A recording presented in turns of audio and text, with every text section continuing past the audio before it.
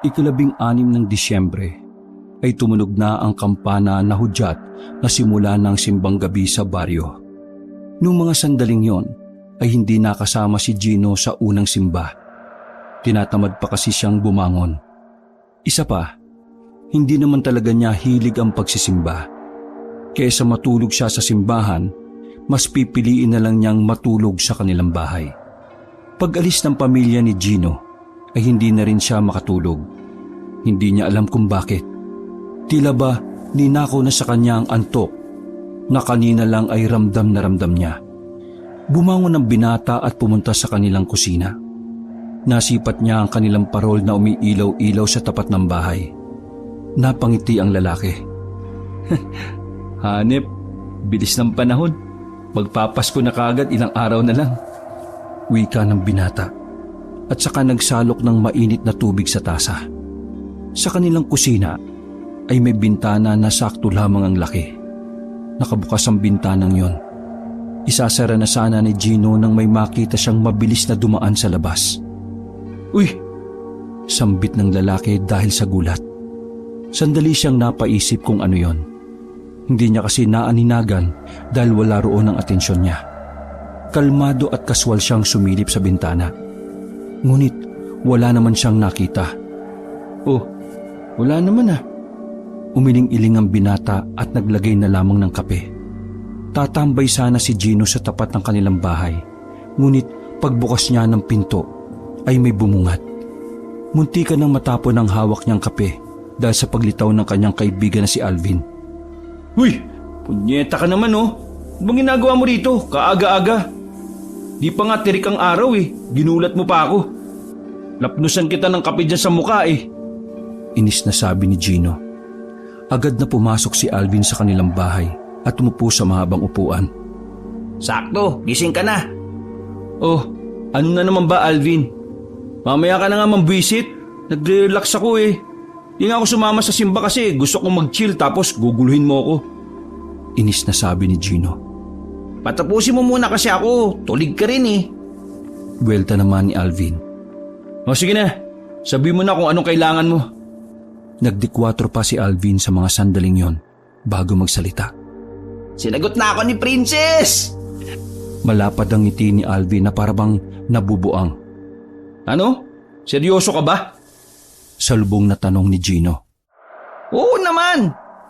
Ibig kong sabihin, seryoso ka ba na yan ang sasabihin mo sa akin ng ganitong kaagang oras? Ito naman si Gino, ang init ng ulo. Ano ba? Wala pa akong tulog sa sobrang tuwa. Sabi ni Alvin. Labas! Sabi ni Gino. Ha? Sabi ko, labas! Binitiwan ni Gino ang kanyang hawak na tasa at hinila palabas ng bahay si Alvin. Oo, pare, sandali. Hindi naman yun nasasabihin ko eh. Si Bianca, patay na. Naihinto ni Gino ang pagsasara ng pinto nang marinig ang sinabing yon ni Alvin. Ano? Anong sabi mo? Si Bianca pare, yung ex mo, patay na. Actually, kaninang gabi lang, mga dakong 11:00 ng hating gabi, natagpuan yung katawan niya. Duguan siya. Ikaw gago ka, umayos ka ha. Kaaga-aga nagbibiro ka ng ganyan. Sabi ni Gino. Pare naman, sa tingin mo kaya kong magbiro ng ganon kasensitibong bagay? Pare, kalugar ko si Bianca, kaya alam ko kagad kung anong nangyayari sa kanya.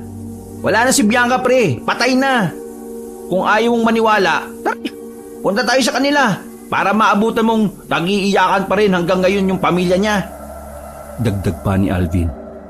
Tila nanghina ang tuhod ni Gino noong mga sandaling yon. Nangihinayang siya dahil may balak pa naman siyang ligawan ulit ang babae sa darating na Pasko. Nagiwalay kasi sila noon dahil mas inuna nila ang kanilang pag-aaral. Kung kailan nakapagtapos na ang binata at planong ligawan muli ang babae, saka naman dumating ang pangit na balitang yon. Hindi totoo yan pare. Napapailing si Gino. Parang biglang gumuho ang mundo niya sa kanyang nalaman. Walang ano-ano ay tumakbo palabas ng bahay ang lalaki. Uy Gino, sandali! Hintay mo ko! Sigaw ni Alvin. Hindi nagdalawang isip si Gino na puntahan ang bahay ng babae sa kabilang barangay. Nang makarating siya roon, sa labas pa lang ay nakita na niya ang mga nag-iiyakang kamag-anak ng babaeng si Bianca. Napaupo na lamang si Gino sa gilid at nagsimulang humagulgol. Bakit si Bianca pa?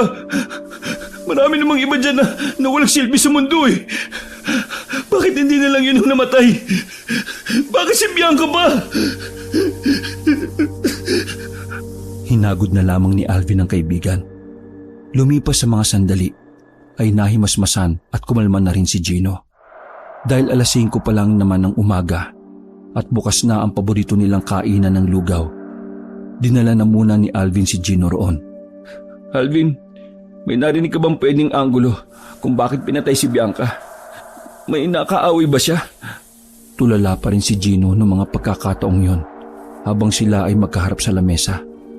Ang pagkakarinig ko pre, sabi ng tatay ni Bianca, aswang daw ang pumatay kay Bianca. Pasintabi lang pre pero wakwak yung tiyan ng babae, yung ex mo. Kwento ni Alvin. Anong sabi mo? Aswang?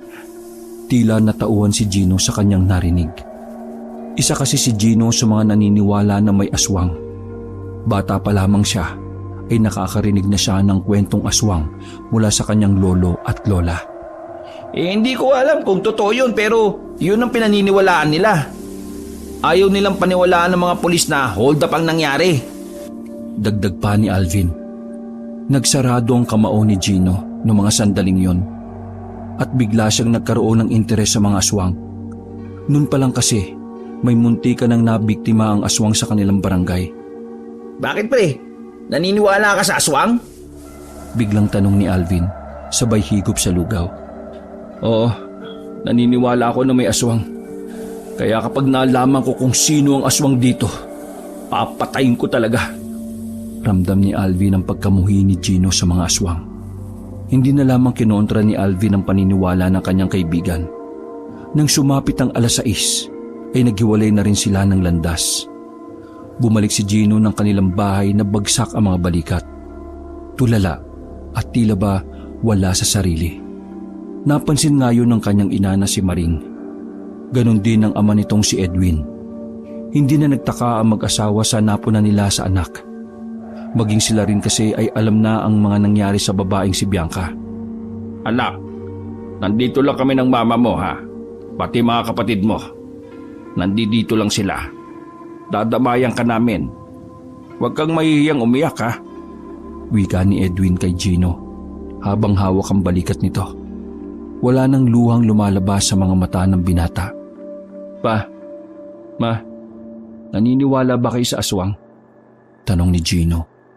Bumuntong hininga si Edwin at sandaling tumingin sa asawa. Tinatanong mo ba yan kasi naniniwala ka na aswang ang pumatay kay Bianca? Wika ni Edwin at tinabihan ng anak sa upuan. Hindi nakapagsalita ang binata. Sa tuwing mababanggit ang pangalan ng babae ay nasasaktan siya. Sabi ni ina, totoo mga aswang. May isang aswang daw na babae noon na napalayas nila. Unang aswang daw yon dito sa buong probinsya ng Palawan. Pero hindi na raw nila yon nakita. Mula noon hanggang ngayon, wala naman nang namamataan na aswang. Pero pa, malaki ang posibilidad na aswang ang pumatay kay Bianca. At kapag nalaman ko kung sino ang aswang dito, papatayin ko rin siya. Sabi ni Gino na nakasarado pa ang mga kamao. Anak, mamayang gabi na ang burol ni Bianca base sa kanyang tita. Puntahan na lang natin siya mamaya. Sabi naman ni Maring. Tumango na lamang si Gino. Wala na siyang lakas para makipag-usap pa. Pumunta na lamang siya sa itaas at pumasok sa kanyang kwarto. Nakatingin lamang siya sa kisame. Iniisip niya kung kakayanin niya bang makita ang dating nobya na nasa loob ng mahabang kahon. Nakatulog si Gino at hapon na siya nang magising. Unang pumasok sa isip niya ang babaeng si Bianca. Nagmamadali siyang nagbihis. Pagbaba niya ay hinihintay na pala siya ng kaibigang si Alvin. Pare, maagang ibinurol si Bianca. Tara, samahan na kita. Sabi ni Alvin. Tumango na lamang si Gino. Hindi pa karamihan ang tao sa burol noong dumating sila roon. Nang makita ni Gino ang puting ataol na pinaliligiran ng mga bulaklak, dito na muling bumagsak ang kanyang mga luha. Nanginginig ang kanyang kamay. Nangihina ang kanyang tuhod. Nagsisisi siya sa kanyang sarili.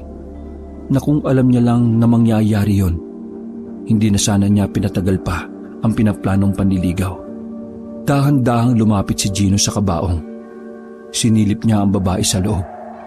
Mas lalong nanikip ang dibdib ni Gino nang masilayan ang halos hindi na makilalang mukha ng babae. Marami itong tahi sa mukha. Parang paulit-ulit na hiniwa yon. Kawawa naman si Bianca, no? Kabata-bata pa lang pero namatay na kagad.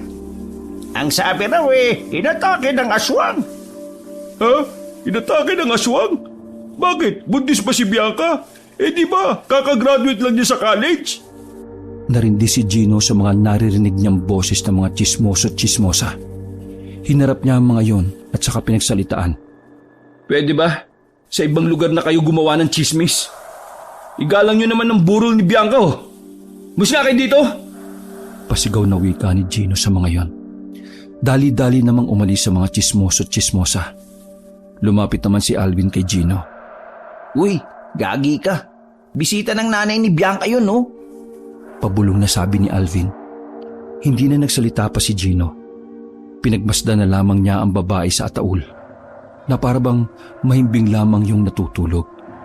Mga ilang sandali lamang ay lumapit sa kanya ang kuya ni Bianca, si Dondon. May dalang tasa ng kape si Dondon at ibinigay kay Gino. Mabilis namang lumapit si Alvin at saka nagtanong. Kuya, may sopas na kayo? Gutom na ako Sabi ni Alvin na nakahawak pa sa kanyang tiyan. Sige, pasok ka sa loob. Wika ni Dondon na mahalataan ang lungkot sa tinig nito. Huminga ng malalim ang lalaki at tinapik sa balikat si Gino. Alam mo, nung nakaraan sabi sa akin ni Bianca, mahal ka pa raw niya Panimula ni Dondon. Hindi naman maiwasan ni Gino na hindi mapangiti. Kahit pumapatak ang kanyang luha, ay nakaramdam siya ng kakaibang ligaya dahil doon. Gino, matagal na kitang kilala Parang kapatid na rin kita. Kaya sasabihin ko na sa iyo ang totoong nangyari kay Bianca. Dagdag pa ni Dondon habang nakatingin sila kay Bianca. Totoong nangyari? Pabulong na sabi ni Gino. Gino, totoong pinatay si Bianca ng aswang. Nagtayuan ang balahibo ni Gino ng mga sandaling yon. Nagpapawis ang kanyang palad ng dahil sa kaba.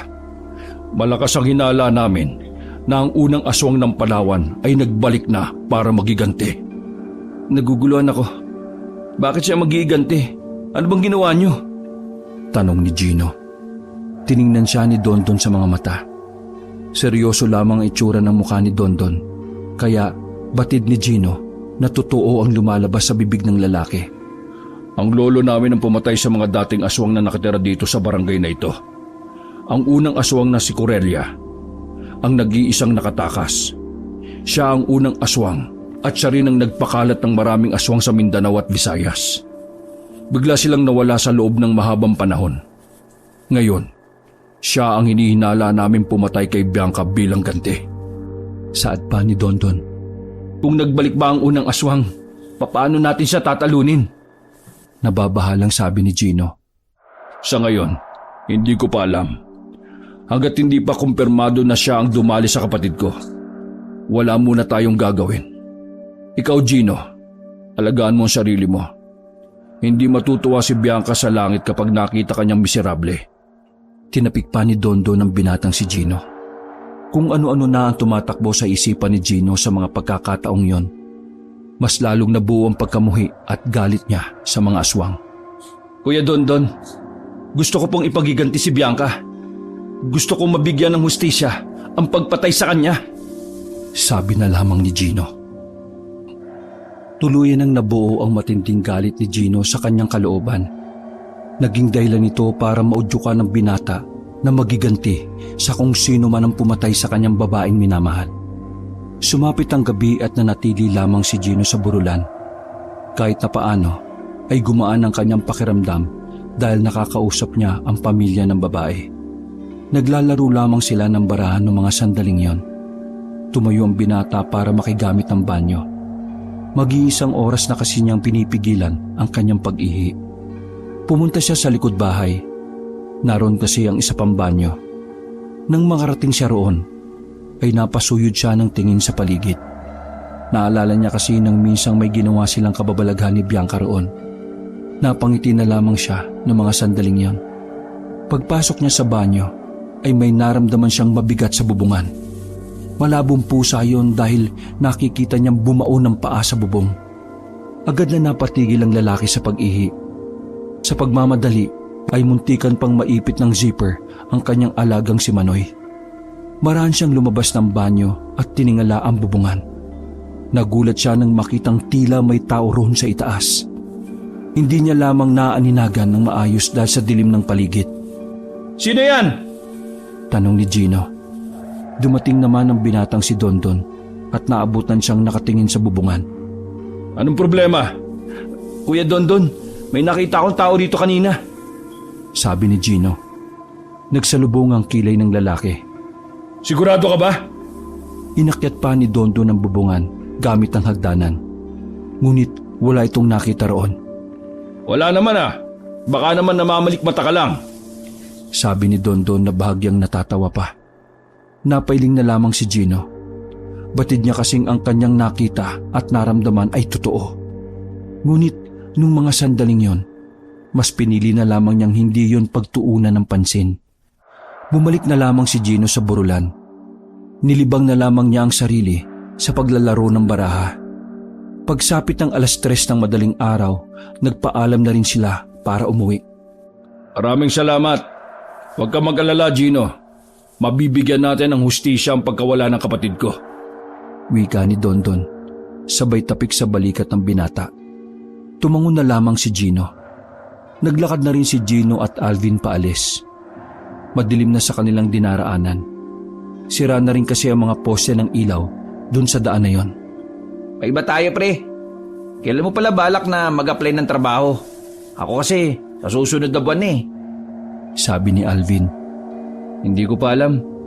Hanggat hindi pa nabibigyan ng hustisya ang pagkamatay ni Bianca, hindi muna ako magtatrabaho.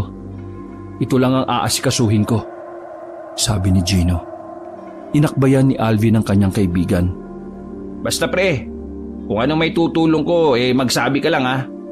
Habang wala pa akong ginagawa pwede kitang samahan sa bagay na yan. Salamat Alvin. Pero sa tingin mo, taga rito lang din kaya yung aswang na pumatay kay Bianca? Napabagal ang paglalakad ni Alvin sa tanong na yon ni Gino. Alam mo pre, hindi ko masasagot kaagad yan eh. Ang hirap magbintang at magturo ngayon. At saka, paano ba malalaman kung aswang yung isang tao? Ang sabi sa akin ni Kuya Dondon, marami daw paraan eh. Isa na rito yung pagkulo daw ng langis. Kapag kumulo yung langis, ibig sabihin may aswang sa paligid. Pwede ring ipwesto mo ang ulo mo sa pagitan ng binti mo kapag kaharap mo yung mga pinaghihinalaan mong aswang. Kapag sa paningin mo nakabaliktad sila, aswang yun. Paliwanag ni Gino. Ipopwesto yung ulo sa pagitan ng binti? Titiwarik ba? Natatawang tanong ni Alvin. Oo, parang ganun. Biglang huminto si Alvin at tumarang sa harapan ng kaibigan. Ginawa nito ang sinabi ni Gino. Oh, anong ginagawa mo? Tanong ni Gino na salubong ang kilay. Tinitingnan ko kung aswang ka. Sabi ni Alvin. Uy, para kang tanga. Maayos ka nga. Nauna nang naglakad si Gino noong mga sandaling yon at sumunod na lamang si Alvin. Dumaan pa ang ilang minuto ay nakarating na rin sila sa bahay nila Alvin. O pare, sige na. Dito na ako ha.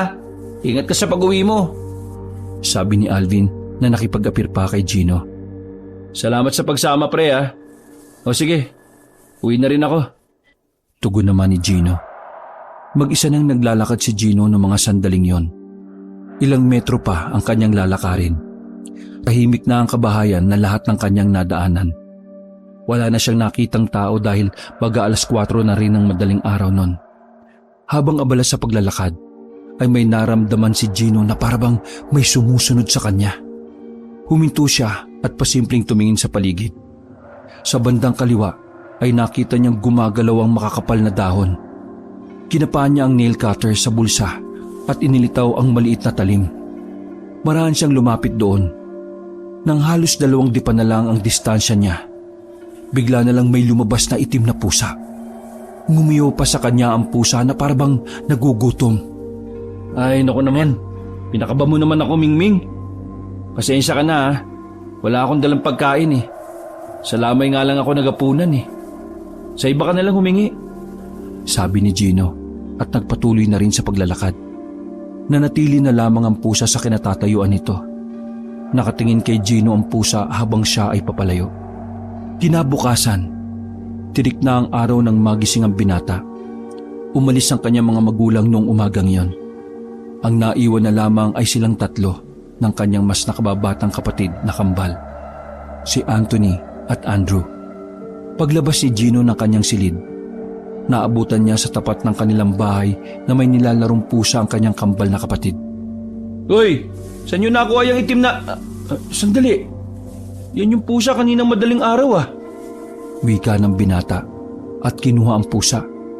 Nakita lang namin yan dito sa bakuran natin na nakatingin sa pintuan.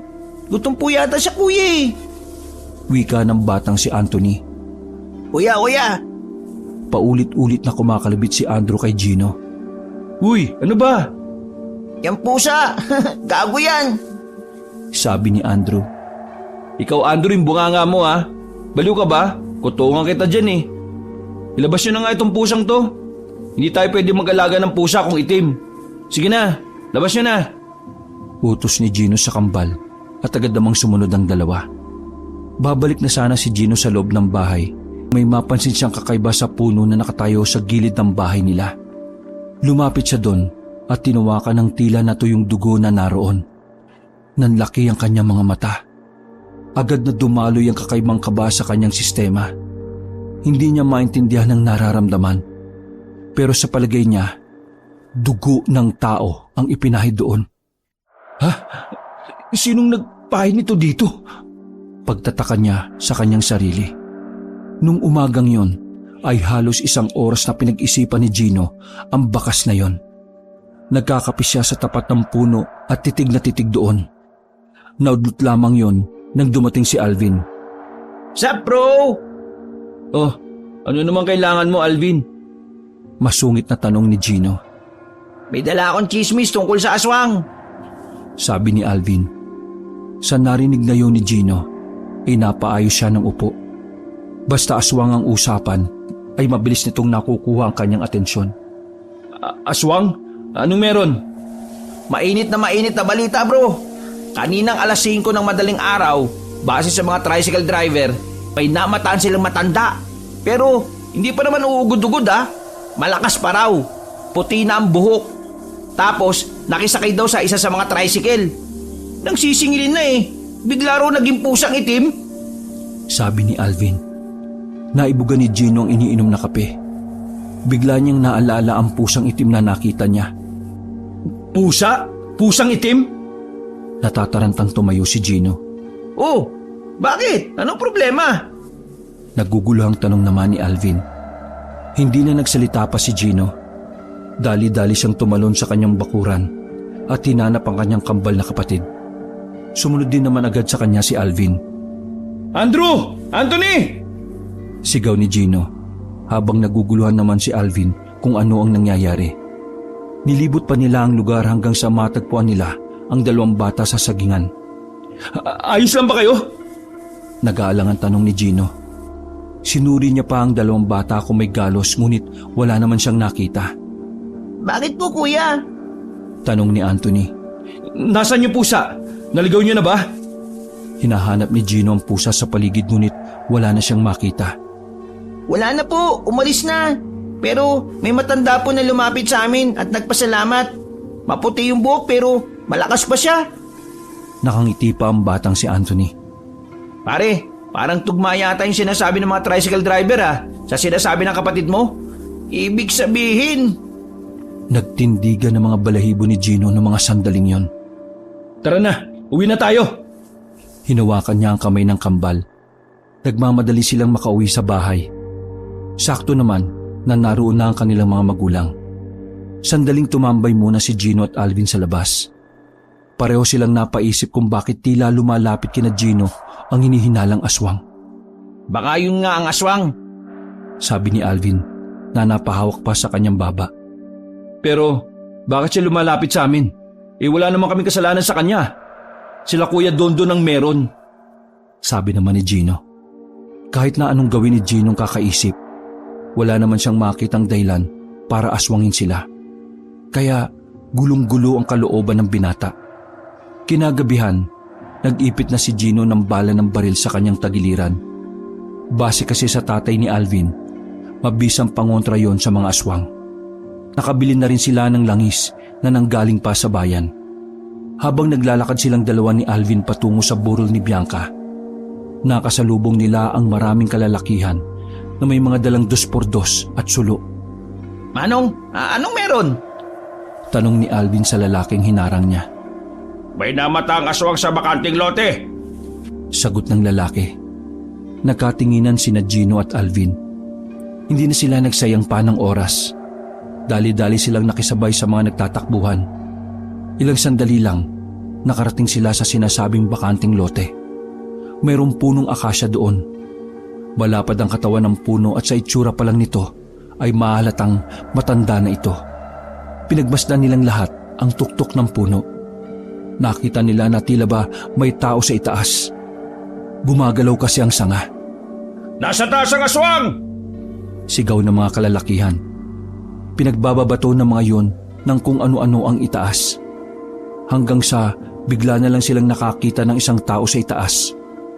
Bigla itong tumalon pababa. Kitang-kita nilang lahat na gumapang yun palayo. Agad namang yung hinabol ng mga tao. Ngunit hindi nila yun naabutan nang pumasok na yun sa kagubatan. Nanginayang ang lahat sa hindi nila pagkakahuli sa aswang.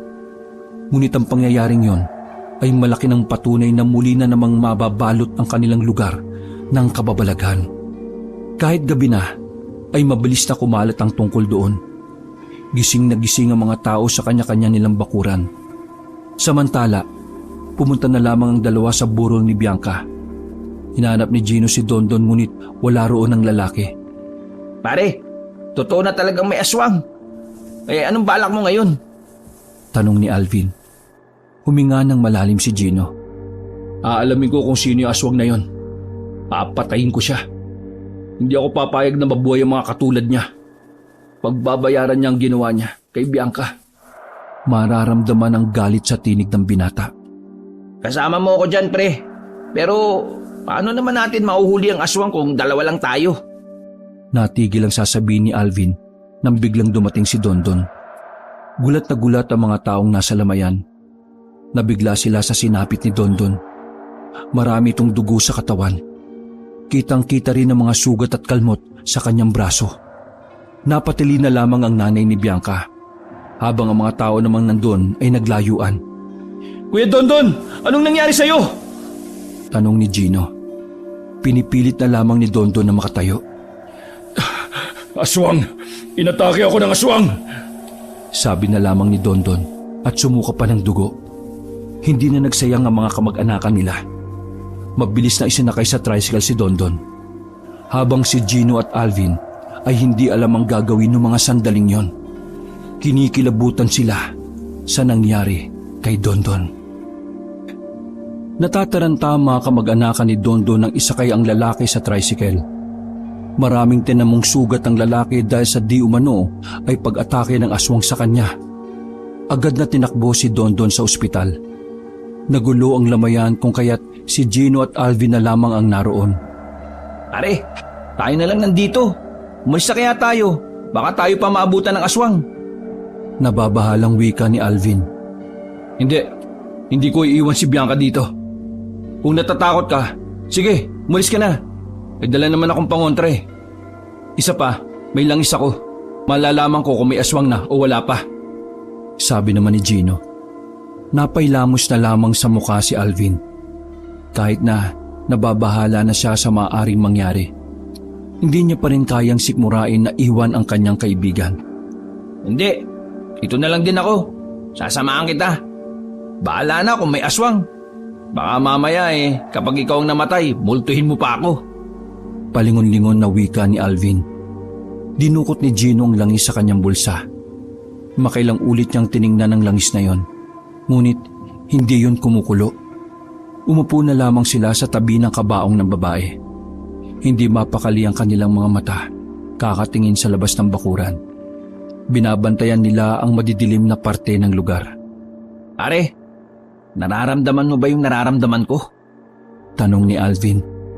Hanggat hindi pa kumukulo ang langis, ibig sabihin, wala pa ang aswang.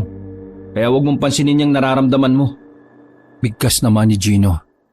Pare, may nararamdaman akong nakatingin sa atin eh. Tingnan mo sa likuran ko. Tingnan mo nga, may tao ba? Ano ba kasing... Ha? Napako ang tingin ni Gino sa labas ng bakuran. May nakatayo roong matanda na puti na ang buhok. Diretso pa ang tayo nito kung kaya't batid ni Gino na malakas pa yon. Nakasuot ang matanda ng kulay itim at mahabang kasuotan. Sino po kayo? Tanong ni Gino. Ngunit nakangiti lang ang matanda. Hindi na ito nagpaalam. Diretso itong pumasok sa bakuran. Nung mga sandaling yon, ay hindi na nakatayo ang magkaibigan. Pinagmasdan na lamang nila ang matandang makalapit sa harapan ng kabaong. Nanay, sino kayo? Si Alvin naman ang nagtanong. Tumingin sa kanila ang matanda. Ngumiti ito ng malapad. Ngunit ang ngiting yon ay iba ang dulot na takot sa kalooban nilang dalawa. Kawawa naman ang dalagang ito. Kabata-bata pa maaga nang nawala sa mundo. Sabi ng matanda. Dumistansya ang magkaibigan. Pasimpleng hinawakan ni Gino ang stick ng banana cue na nakita niya sa lamesa. Mawalang galang na ho. Pero, sino ho ba kayo? Tanong ulit ni Gino. Ako? Sino ako? Ako ay lumang kaibigan ng pamilya ng batang ito. Sayang nga lang at wala akong inabutan sa labayan na ito. Ang layo pa naman ang pinanggalingan ko. Ang ibig ko pong sabihin, ano pong pangalan ninyo? Sabi pa ni Gino. Siniko ni Alvin ang kanyang kaibigan at bumulong. Pare, ayan yata yung matandang sinasabi ng kapatid mo at mga tricycle driver. Baka aswang yan. Pabulong na sabi ni Alvin. Dahan-dahang sinilip ni Gino ang langis sa kanyang bulsa. Ngunit pagtingin niya ay hindi naman yung kumukulo. Nagtataka si Gino noong mga sandaling yon. May iba kasi siyang nararamdaman sa matanda. Ngunit sinasabi naman ng langis na hindi aswang ang kanilang kaharap. Iniisip niyo ba na ako ay isang aswang? Tanong na matanda. Lumakas ang kabog ng dibdib ng dalawa. Pinagpawisan sila ng malamig noong mga sandaling yon. Hindi po. Ba't niyo naman po nasabi yan? Pagkakailan na lamang ni Gino. Hindi sumagot ang matanda. Hinaplos ng matanda ang salamin ng kabaong ni Bianca at saka nagsalita. Sa susunod, kuya mo naman ang dadalawin ko rito. Sabi na lamang na matanda. Napahigpit ang hawak ni Gino sa stick. Nagdadalawang isip siya kung itatarak niya ba yun sa matanda. Ngunit masyado siyang pinapangunahan ng takot. Kaya wala na siyang nagawa nang makalabas na ng bakuran yon. Hindi kumbinsido si Gino sa sinasabi ng langis. Kung kaya't inilagay niya ang kanyang ulo sa pagitan ng kanyang magkabilang binti. Tumuwad siya. Tiningnan niya ang papalayong matanda. Laking gulat niya nang humarap yon. Sa pagkakataon na yon, nakita niya na iba ang mukha ng matanda. Nakakatakot at mahaba pa ang dila. Ay, hayop! Tanging sambit ni Gino. Bakit pre? Aswang ba siya? Nauutal na sabi ni Alvin. Oo, aswang siya! Sabi ni Gino at mababakas ang takot sa mukha nito. Hinayaan lang nilang makaalis sa matandang yon. Nanatili sila sa burol ni Bianca hanggang sa sumapit na ang umaga. Sa puntong yon ay nakabalik na ang pamilya ni Bianca. Nagdesisyon silang dalawa na umuwi na lang muna sa kanya-kanya nilang bahay. O paano?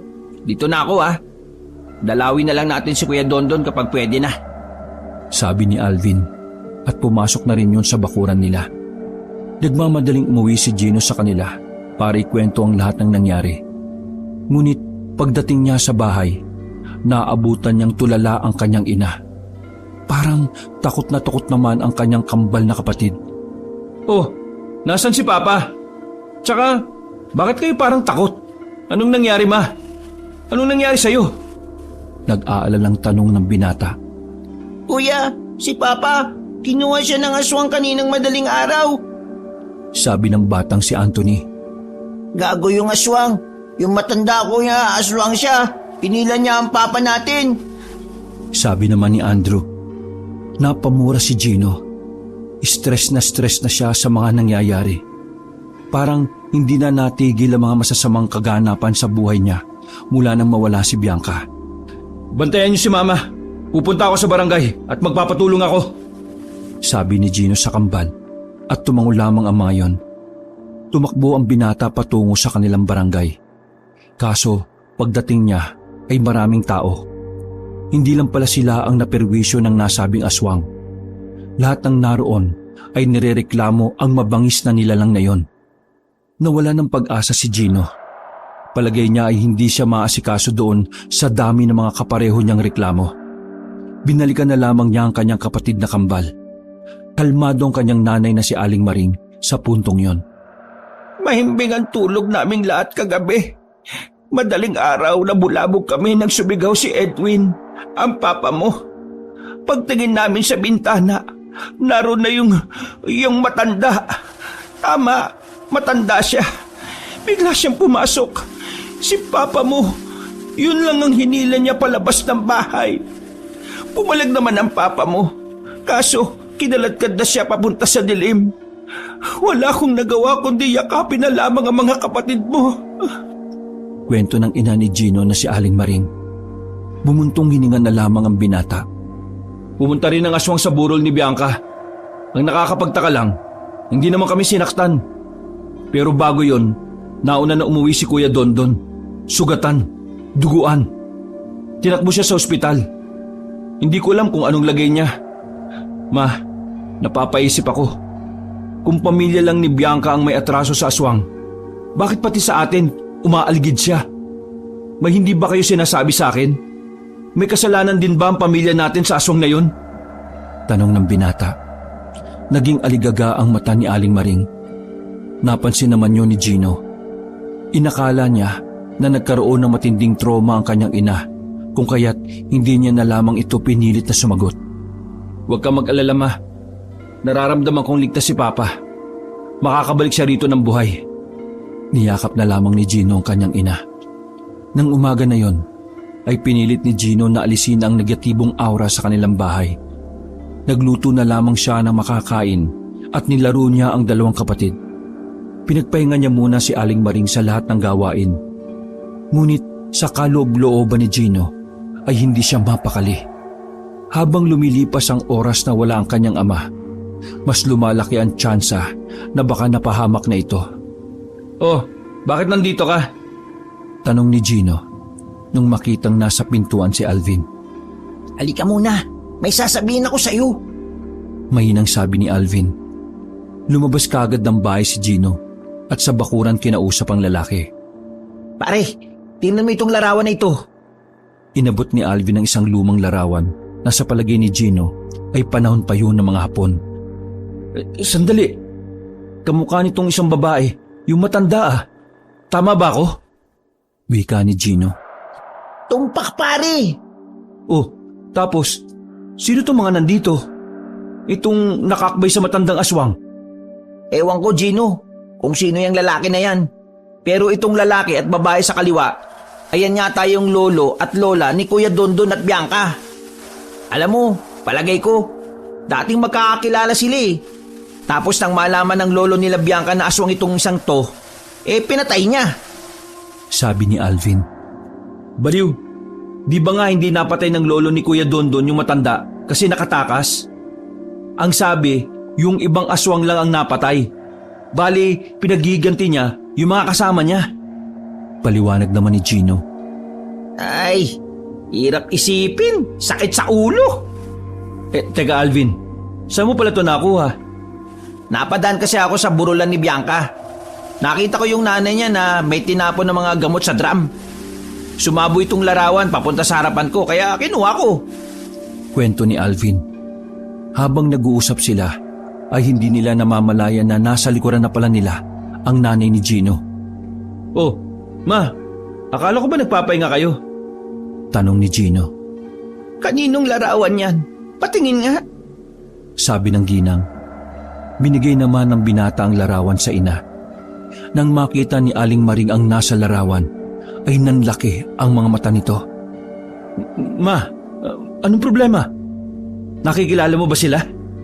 Tanong ni Gino, sabay lapit sa ina. Ha? Hindi ko sila kilala. Sige, matutulog na ako. Nagmamadaling umalis ang ginang at pumasok na rin sa loob. Naninibago si Gino sa kilos ng kanyang ina. Iniintindi na lamang niya dahil alam ng binata na apektado pa rin ito sa pagkabihag ng kanyang ama. O pre, ano bang nangyari kay Aling Maring? Okay lang ba siya? Nag-aalalang tanong ni Alvin. Ewan ko ba? Nagkaganyan siya kasi si Papa. Dinukot ng aswang kaninang madaling araw. Pagkasabing yun ni Gino ay nagulat si Alvin. Ano? Dinukot si Tito Edwin? Oo pre, kaya nga hindi ko rin alam ang gagawin ko eh. Sinusubukan kong kumalma para makapag-isip ako ng maayos. Pero wala, blanko ang utak ko. Umiling ang binata at walang ganang umupo sa nakatumbang katawan ng puno. Sino kaya yung lokong aswang na yun, no? Wala nang dumating yan dito sa barangay natin eh. Nagkagulo-gulo yung tao. Pagkatapos ng pag-uusap na yon, ay pinili ni Alvin na tumambay na lang muna kina Gino. Tinulungan ito si Gino sa mga gawaing bahay para lang kasi kahit papaano kumalma ang kanyang ina. Noong mga sandaling yon, tila ba takot pa rin ang ginang si Aling Maring. Pre, salamat ah. Hindi mo naman dapat ito ginagawa pero nandito ka. Wika ni Gino. Ikaw talaga, drama mo naman pre. Siyempre, kaibigan kita eh. Hindi kita pwedeng hayaan sa problema mo. Baka mamaya pagkalat mo yung sikreto ko eh. Natatawang sabi ni Alvin. Ha? Anong sikreto? Yung hindi ka patuloy. Oo, ang iingay mo naman eh. Tukmul ka talaga. Baka mamaya may makarinig eh. Tinakpan pa ni Alvin ang bibig ni Gino. Pareho na lang silang natawa. Yun ang unang tawa ni Gino para sa araw na yon. Ngunit nawala na agad ang ngiti niya nang matanaw na paparating ang kanyang ama. Ha? Si Papa? Sambit ni Gino at napatingin din si Alvin. May kasamang dalawang lalaki ang kanyang amang si Edwin. Bagay na ipinagtaka ni Gino. Dahil ang pagkakaalam niya, kinuha si Edwin ng aswang. Papa? Tawag niya kay Edwin. Ngunit diretso lang itong pumasok sa bakuran. Sinabi ko naman sa iyo, Edwin kung tinapos na natin siya noon pa, di wala na tayong problema ngayon. Sabi ng isang lalaki na mas matanda kay Edwin. Saka lamang nakilala ni Gino ang lalaking yon. Si Jaime, ang kanyang tiyuhin. At ang isa namang kasama ng kanyang ama ay tiyuhin niya rin, si Alfonso. Hindi maintindihan ni Gino kung ano ang pinag-uusapan ng mga yon. Basta ang alam lamang ni Gino, nung mga sandaling yon ay meron siyang hindi nalalaman. Kung noon palang tinapos na natin si Mama, di sana wala na tayong problema ngayon. Rinig ni Gino na sabi ng kanyang tiyuhin na si Jaime. Naririnig mo bang sarili mo? Nanay natin yon. Kahit na ano pa siya, nanay pa rin natin siya kahit na anong mangyari. Buwelta naman ng ama ni Gino na si Edwin. Baliw ka ba? Hindi normal si Mama. Alam natin pareho yan noon pa man. Kita mo nga, muntikan ka nang mapahamak. Kung hindi ka nga namin nailigtas ni Alfonso, malamang sa malamang wala ka na. Kuya Jaime, hindi ako sasaktan ni Mama. Kinuha niya lang ako dahil may gusto siyang sabihin. Tugon pa ni Edwin. Bahala ka sa buhay mo. Kung ayaw mo makinig sa akin, bahala ka. Basta ito lang sasabihin ko sa iyo. Si Mama ay wala na sa pag-iisip niya. Hindi na utak ng tao ang meron siya. Utak na ng isang halimaw. Seryosong sabi ni Jaime. At saka Umalis na rin ito ng kanilang bakuran. Napabugan na lamang ng hangin ng lalaking si Edwin. Nakalimutan nito na kanina pa pala nakikinig ang kanyang anak na si Gino at kasama pa nito ang kaibigang si Alvin. Pa, anong ibig sabihin ng mga narinig ko? Hindi pangkaraniwan si Lola? Akala ko ba, bata pa lang ako patay na ang lola ko? Tanong ni Gino at agad din namang napalingon si Edwin. Ikinagulat nito ang tanong na yon ng kanyang anak. Gino, nandito ka pala.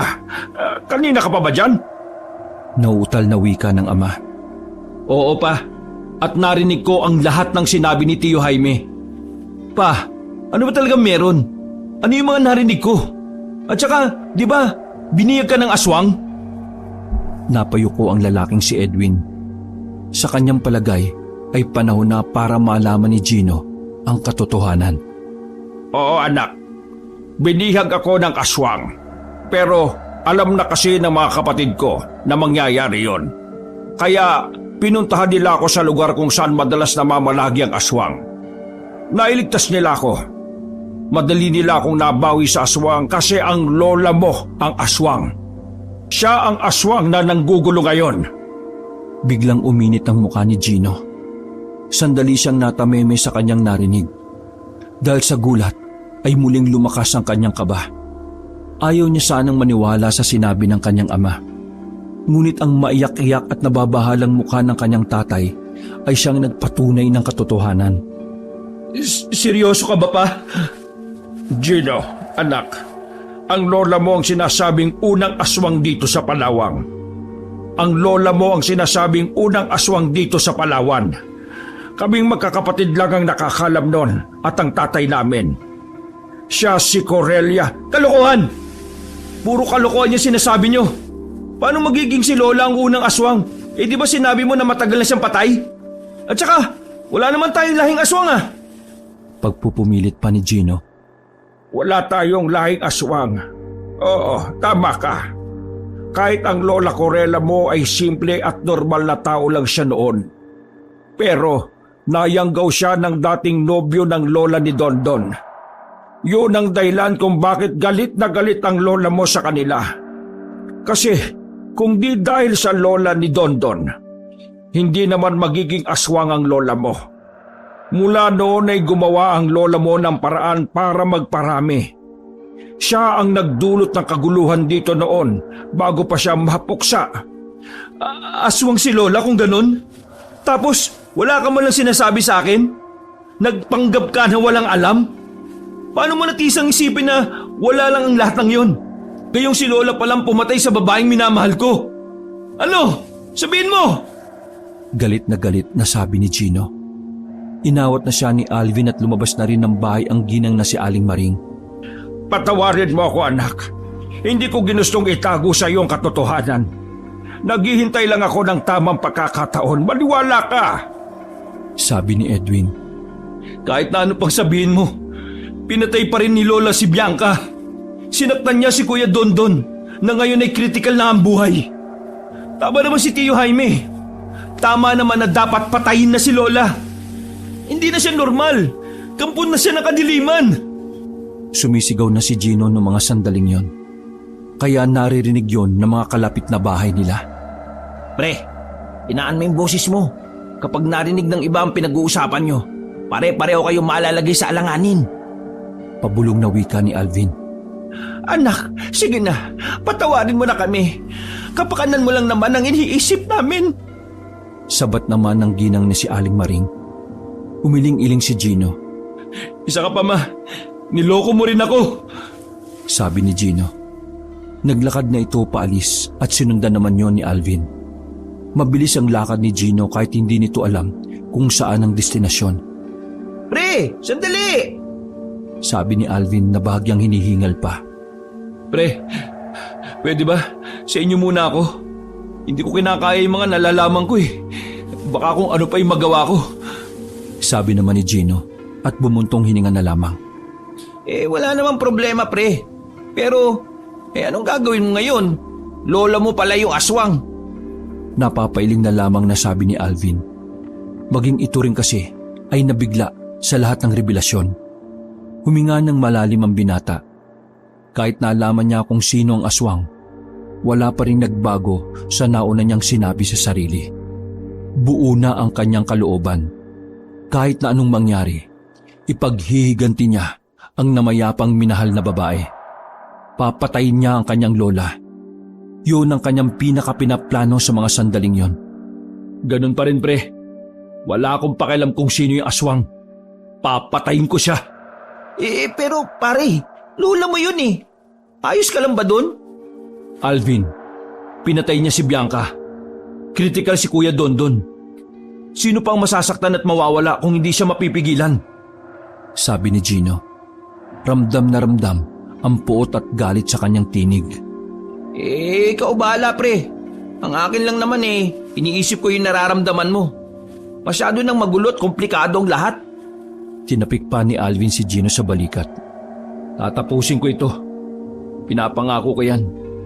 May paninindigang sabi ni Gino. Tulad ng napag-usapan, tumambay muna si Gino sa bahay nila Alvin.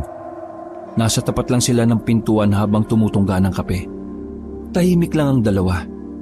Hanggang sa mga sandaling yon, ay iniisip pa rin ni Gino kung bakit humantong ang lahat sa ganon. Makalipas lang ang halos isang oras, nagaya na si Alvin na matulog. Papasok na sana sila sa bahay nang makarinig sila ng mga yabag ng mga tao. Sumilip sila sa labas ng bakuran. Dumaan sa kanilang harapan ang mga residente na may mga dalang mga pamalo, mga sulo, mga itak at kung ano-ano pang maaaring gawing armas. Mukhang tutugisin na nila si Lola.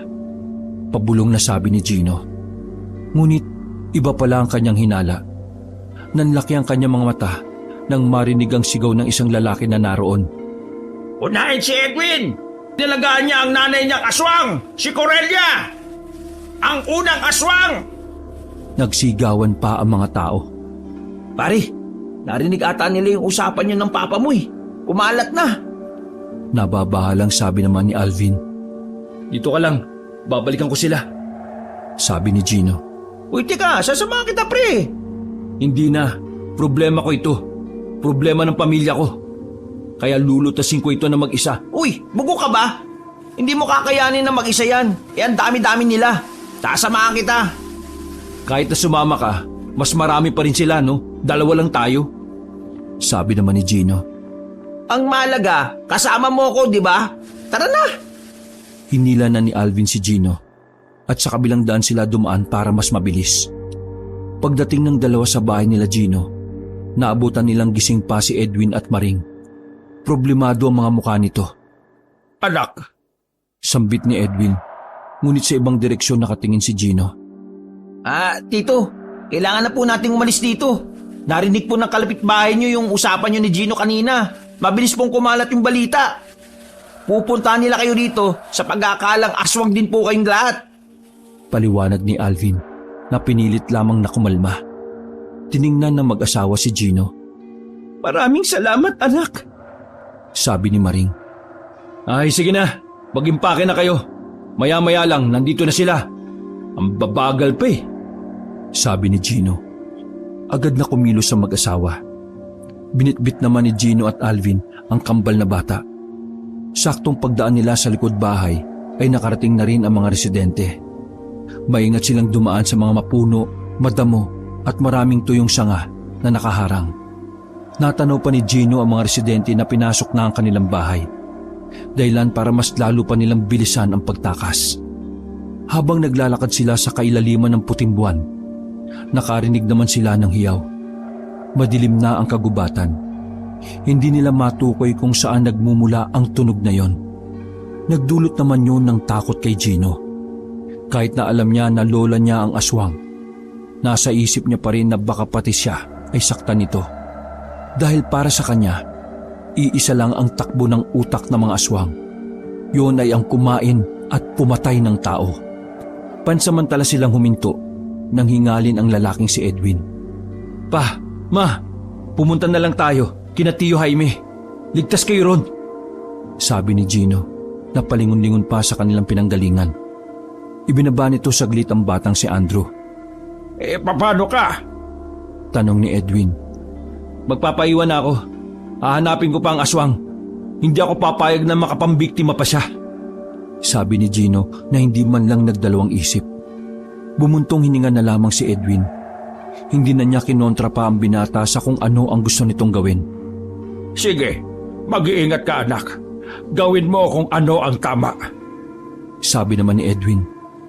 Matapos magpahinga, ay nauna nang umalis ang mga magulang ni Gino kasamang dalawang bata. Nagpaiwan si Gino at Alvin sa kanilang kinalalagyan. Sigurado ka bang ayos lang sila? Tanong ni Alvin. Hindi naman sila sasaktan ni Lola eh. Ang mahalaga ngayon, natakasan na nila yung mga residente. Paano? Saan tayo ngayon, pre? Babalik tayo sa barangay ninyo, Alvin. Tsaka ko, napupunta doon sila Lola para ipagpatuloy ang pagiganti niya. Nanganganib ang buhay ng pamilya ni Bianca. Tumangon na lamang si Alvin. Bago pa sila maabutan ng mga residente, ay naglakad na rin sila patungo sa barangay nila Alvin. Kaunting lakad lang ay natanaw na agad nila ang bahay nila Bianca. Nagmamadali silang tumakbo patungo roon nang mapansin nila na nakapatay ang ilaw sa burulan. Pagpasok nila sa bakuran, napatakip na lamang ng bibig si Alvin nang maabutan ng mga nakahandusay na katawan. Nakatumba na rin ng bahagya ang kabaong ni Bianca. Agad naman nilang inayos yon. Pagsilip nila sa loob ng bahay, ay patay na rin ang mga naroroon. Nagtayuan ang kanilang mga balahibo nang marinig na tila may tao pa sa loob. Madilim ang bahay, kaya kinapaka pa muna ni Gino ang pindutan ng ilaw. Nang magliwanag ang bahay, nakita niya ang isang matanda na palabas na sana ng bintana. Aurelia! Tawag ni Gino. Namputya, tinawag pa talaga. Kinakabahang wika ni Alvin. Hindi lumingon na matanda ngunit huminto ito. Itigil mo na ang ginagawa mo. Hindi pa ba sapat sa iyo ang lahat ng ginawa mo? Patay na silang lahat. Akmang lalapit si Gino, ngunit pinigilan nito ni Alvin. Paano mo nagawa ang lahat ng yun? Ganyan ba talaga ang isang aswang? Wala ng puso. Ubod ka na kasamaan. Kahit kailan, hindi kita ituturing na lola. Napakasama mong nilalang. Dagdag pa ni Gino. Dinampot ni Gino ang itak na nakasabit sa pintuan. Wala ka pang alam, iho. Masyado ka pang mangmang sa nakaraan. Kung sa bagay, hindi naman sinasabi sa iyo ng paborito kong anak na si Edwin ang buong kwento. Sabi na matanda. Wala akong pakialam kung ano yung buong kwento na sinasabi mo. Ang mahalaga na lang para sa akin ay mabigyan ng hustisya ang pagpatay mo sa babaeng mahal ko. Itinaas ni Gino ang itak sa ere. Nasa aktong aatakinan niya ang matandang nakatalikod nang biglang tumalon na ang matanda palabas ng bintana. Pagsilip nila doon ay bigla na lang yung naging pusang itim. Sayang, dapat kasi hindi mo ako pinigilan eh. Pucha naman oh. Inis na sabi ni Gino sa kanyang kaibigan na si Alvin. Napapakamot na lamang sa ulong lalaking si Alvin dahil sa nangyari. Ayaw lang naman kasi niya na mapahamak si Gino. Batid niya kasing mabangis at peligrosong kalaban ng aswang. Nag-aalala lang naman ako sa iyo eh. Baka mamaya kainin ka nun. Alam mo naman mga aswang, di ba? Kahit kadugupan nila, kakainin nila basta gutom sila. Buwelta naman ni Alvin. Napasipa na lamang si Gino sa sahig dahil sa kanyang inis. Napatingin sila sa ibaba nang mapagtanto nila na bangkay pala ng tao ang nasipa ng binata. Parang timang to. Patay na nga, sinisipa mo pa. Wika ni Alvin na bakas ang kilabot sa boses. Pero walang pakialam doon si Gino. Tanging ang galit lamang niya sa aswang ang iniisip niya. Tara na, wala na tayong gagawin dito. Pagbigay alam na lang natin sa pamunuan natin. Sabi ni Alvin. Hindi na nagsalita pa si Gino. Paglabas na lamang nila ng pinto, nanlaki ang kanilang mga mata nang makitang may mga paparating ng mga tao. Mabilis din kasing kumalat ang nangyaring masaker sa burol ni Bianca. Sa mga pagkakataong yon, ang tanging naiisip ng dalawa ay tumakas.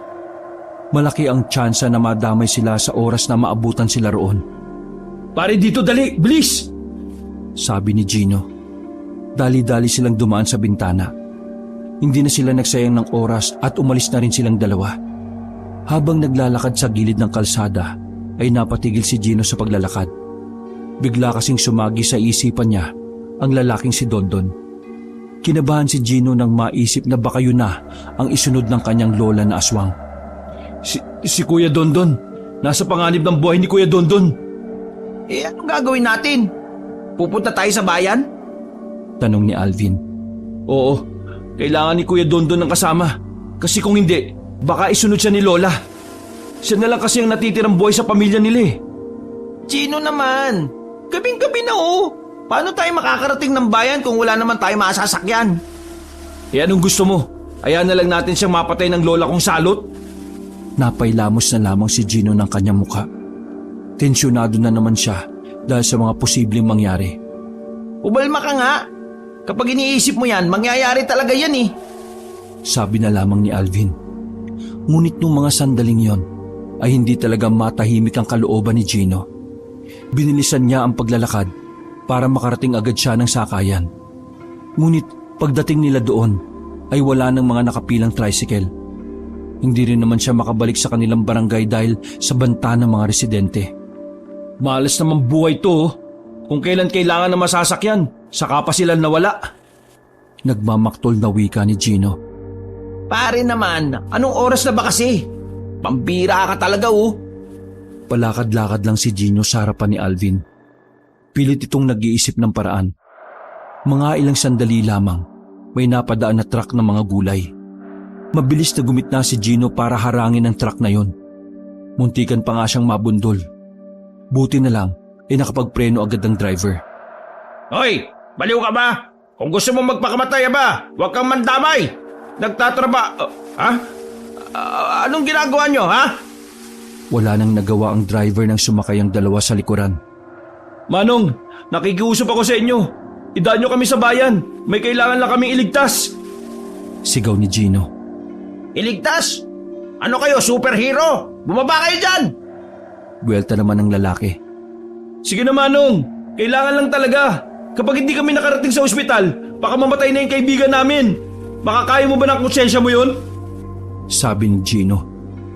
Napaisip ito sa sinabing yon ng binata. Kalaunan ay pumayag din ang driver. Pinandar na ng lalaki ang sasakyan. Nakahinga ng malalim si Gino. Isang malaking hulog ng langit sa kanila ang truck na yon dahil nakarating sila ng ospital. Pagpasok nila sa bungad ay agad nilang hinanap ang pangalan ni Dondon sa nurse na nasa front desk. Medyo inaantok pa ang babae kung kaya't binulabog ito ni Gino. Hoy, ano ba? Ang sabi ko, nasa ng kwarto ni Donnie Inares. Kaibigan niya kami. Nataranta ang babaeng nurse at dali-daling tiningnan ang logbook. Nang malaman ng dalawa ay halos matumba sila sa kakatakbo. Nang buksan na nila ang pintuan ng kwarto ay nagulat sila sa kanilang dinatnan. Umaagos na ang dugo sa liig ng lalaking si Dondon. Dilat ang mga mata nito at nakalabas pa ang dila. Putya naman Sambit na lamang ni Gino. Nahuli na tayo ng dating! Dismayadong sabi na lamang ni Alvin. Lumapit si Gino sa may bintana. Nakita niya sa ibaba ang matandang si Corelia. Nakatingin lamang ito sa kanya ng seryoso habang may bakas pa ng dugo sa bibig. Nagmamadaling tumakbo si Gino palabas ng ospital, dala ang maliit na kutsilyo. Pagpunta niya sa kinaroroonan ng matanda, ay pusa na lamang na itim ang kanyang inabutan.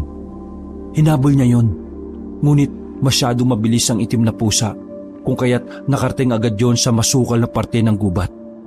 Samantala, napagpasyahan na lamang ni Gino at Alvin na bumalik na lamang sa kanilang barangay. Mabuti na lang din at meron pang mga tricycle sa tapat ng ospital. Madaling araw na nang nakabalik sila sa barangay nila Gino. Sinubukan ng binata na bumalik sa kanilang bahay. Nasa labas pa lamang sila ay natatanaw na ni Gino na tila may tao sa loob. Napansin kasi nilang dalawa na merong nagbukas ng ilaw. Alvin, akin ang pospor at gas mo. Nadala mo ba? Tanong ni Gino habang nakatayo sila sa tapat. Nagmamadaling kinuha ni Alvin ang mga nabanggit na gamit sa kanyang bag na kanina pa niya daladala. Lumapit sila sa bahay at pagkasilip nila sa loob, nakita nila ang matanda doon. Hawak-hawak nito ang larawan ng kanyang amang si Edwin. Ang lakas din naman ng loob mo na magpunta pa rito? Sabi ni Gino. Pre, kalma ka lang. Kapag ikaw pinatulan niyan, tanggal ang ulo mo. Wika naman ni Alvin. Humarap sa kanila ang matanda at ngumiti. Maaliwalas sa mukha na matanda. Wala na ang bakas ng dugo sa bibig nito. Ang laki-laki mo na. Naaalala ko pa dati. Maliit ka pa noong tinutulungan kitang maglakad. Ikaw pala ang anak ni Edwin at Maring noon. Sayang at hindi ko naabutang sanggol ang mga kambal. Pero masaya ako kasi ikaw ang naabutan ko, Gino. Patawarin mo ko kung pinatay ko ang babaeng pinakamamahal mo. Pero sana maintindihan mo na ang lahat ng iyon ay ginawa ko para... Kahit ano pa ang sabihin mo, hindi ako maniniwala sa'yo at hindi ko yan maintindihan.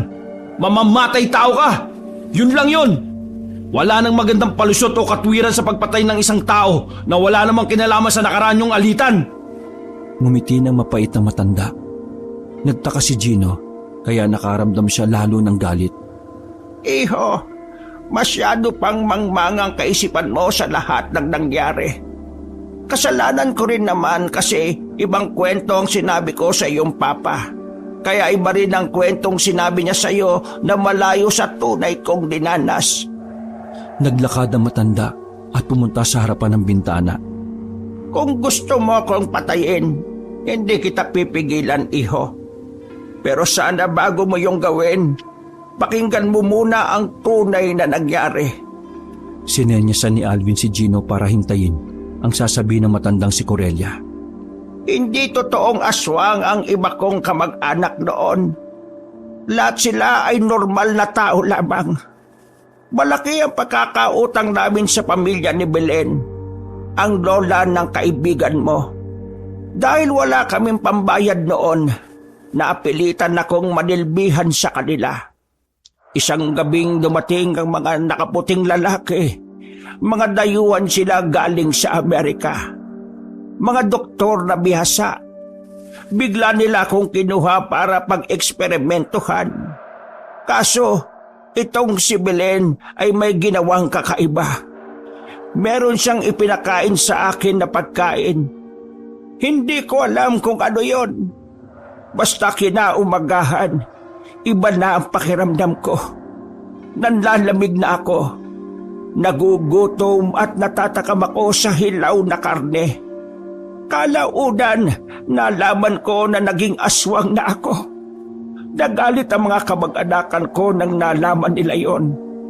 Pero bago pa sila makaganti, inunahan na sila ng kabila. Inubo sila. Pinagpapapatay ng walang kalaban-laban. Pinangunahan yon ng asawa ni Belen na si Tiburcio, isang albularyo. Naiwan akong mag-isa dahil sa ginawa nila.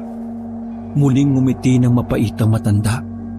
Kitang-kita sa mukha nito ang lungkot at nagbabadyang mga luha. Sinubukan kong mamuhay ng malayo sa kanila. Nakilala ko ang lolo mo.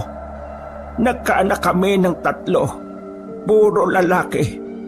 Si Jaime, si Alfonso, at ang tatay mong si Edwin. Akala ko makakapagsimula na ako ng bagong buhay. Ngunit nagulat na lang ako isang gabi. Nilusob ang bahay namin ng mga tao. Natuntun kami nila Belen at Tiburcio. Ikinalat na pala nila na isa akong aswang. Pinatakas kami ng lolo mo kasama ko ang 3 naming anak. Kitang-kita ng 2 mata ko kung paano nila pagtulungan ang asawa ko hanggang sa ito ay babawian na ng buhay. Hindi ako naniniwala sa'yo. Kung totoong sinasabi mo, bakit hindi mo sinabi kina Papa ang totoong nangyari? Kung bakit namatay ang kamag-anak mo? Dahil ayokong mabuhay sa kalooban nila ang paghihiganti. Gusto ko na ako ang gagawa doon at ayaw ko silang madamay. Dagdag pa na matanda. Huminga ng malalim ang matanda. Iho, nalidlang ka ng pamilya na akala mo ay mababait. Pero lahat sila alam ang ginawang kasamaan ng pamilya nila. Yon ang dahilan kung bakit ko ginustong ubusin ang lahi nila. Lahat sila ay makasalanan. Pero hindi mo sana sinama si Bianca.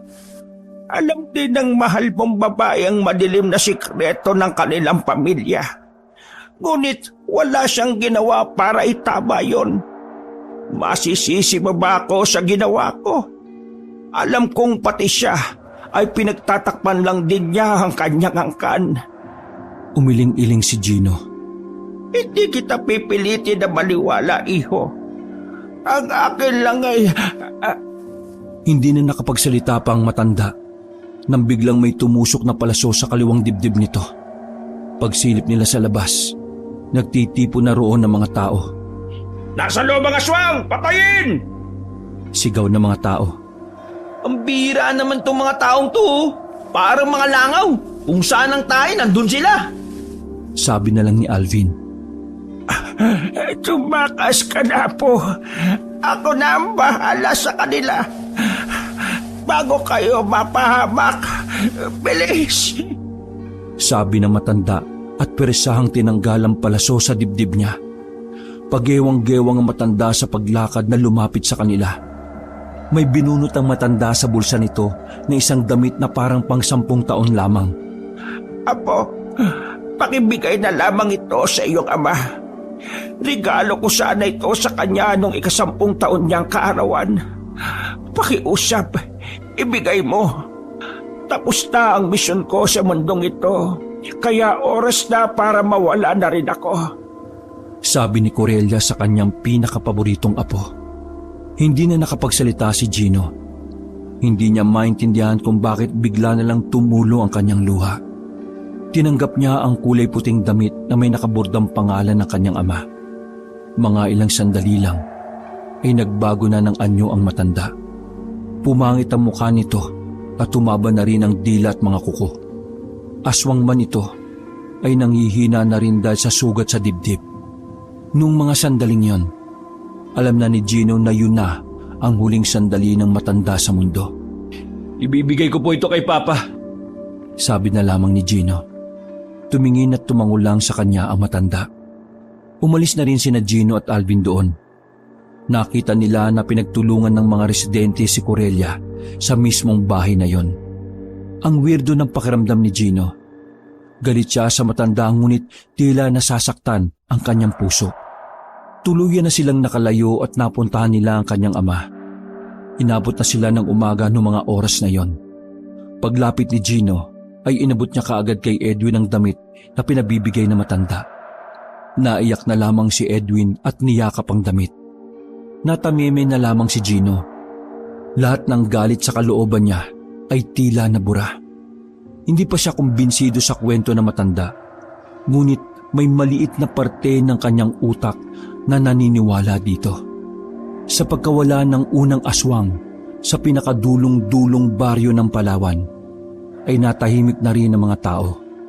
Malabo na rin makabalik doon ang pamilya ni Gino. Tumatak na kasi sa isipan ng mga tao na bukod sa matanda, aswang din ang pamilya nila. Namuhay sila sa bayan. Nagsimula sila ng panibagong pamilya. Nakatulong ang tulong pinansyal na ibinigay ng 2 kapatid ni Edwin. Samantala, tinuon na lamang ni Gino ang atensyon sa pagtatrabaho. Kasama si Alvin, sinubukan niyang ibaon na lamang sa limot ang mga nangyari.